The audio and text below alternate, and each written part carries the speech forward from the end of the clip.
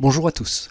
La nouvelle version 2.4, qui devrait sortir, on l'espère, avant Noël, apportera pas mal d'améliorations.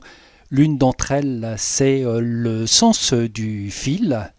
Lorsque je définis une pièce, je vais pouvoir donner le sens du fil du bois. C'est à la fois au niveau de la représentation, et si j'affiche ma barre d'outils VMS Up Tools, que voici, je vais pouvoir très facilement changer le sens du fil qui est dans ce sens-là, juste un clic, et on va pouvoir changer le sens du fil comme on veut, changer les faces de référence parement et contre-parement.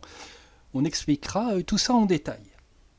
C'est utile pour le massif, mais pas simplement pour le massif, également si vous faites de l'agencement avec des panneaux qui présentent un décor, le sens du fil est très important. Second gros changement avec cette version V4, c'est l'apparition d'un nouvel outil qui s'appelle pour l'instant Trace-Pièces. J'ai ici un caisson de cuisine, tout au moins son enveloppe, et on va essayer de mettre les panneaux. Je lance l'outil Trace-Pièces et je vais lui dire que je vais le faire avec des panneaux d'épaisseur 19 et que j'impose cette épaisseur, c'est du mélaminé. Je vais indiquer cette partie-ci, mettre mon panneau ici, faire l'autre côté, j'indique le second coin, je le mets là, et je vais indiquer ma façade qui va aller d'ici à là. Je vais reculer ma façade ici, et on voit que la façade n'est pas bien positionnée. Simplement avec la touche tabulation, je vais pouvoir la déplacer très facilement pour la mettre ici à l'extérieur. Nous regarderons plus en détail les fonctionnalités de ce nouveau plugin. La prise en compte du sens du fil va apporter pas mal de modifications sur la gestion des matériaux. C'est le moment d'expliquer un petit peu comment ça marche. Je vais sélectionner l'outil rectangle pour faire une pièce de bois. Elle fera 500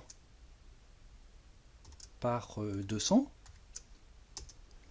Et puis je vais lui donner avec un pouce étiré une épaisseur de 100.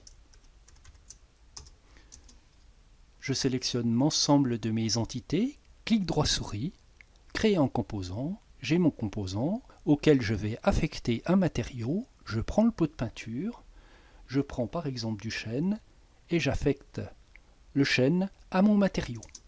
Si je regarde l'info sur l'entité, je clique mon entité, je la sélectionne, je vois bien que c'est un composant solide qui a comme matériau le chêne.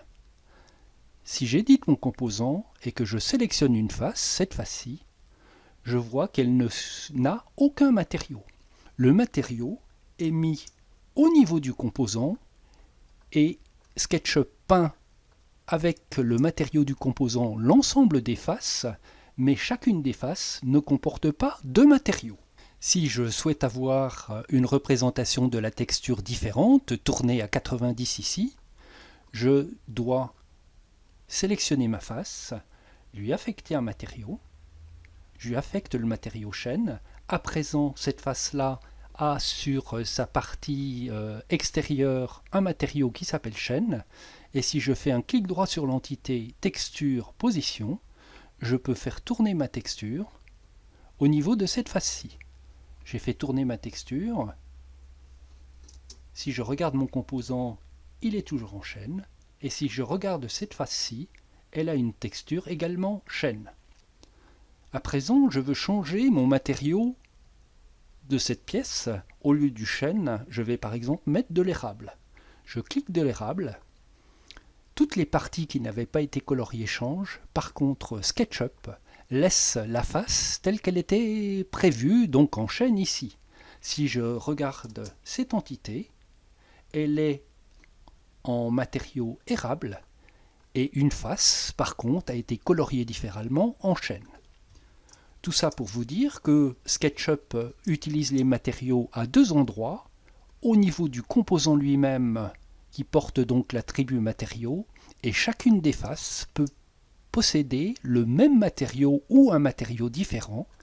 Par contre, il est impératif, si on veut tourner et orienter correctement le sens du fil, il est impératif que chacune des faces, au moins le parement et le contre-parement, ait un matériau affecté à celle-ci.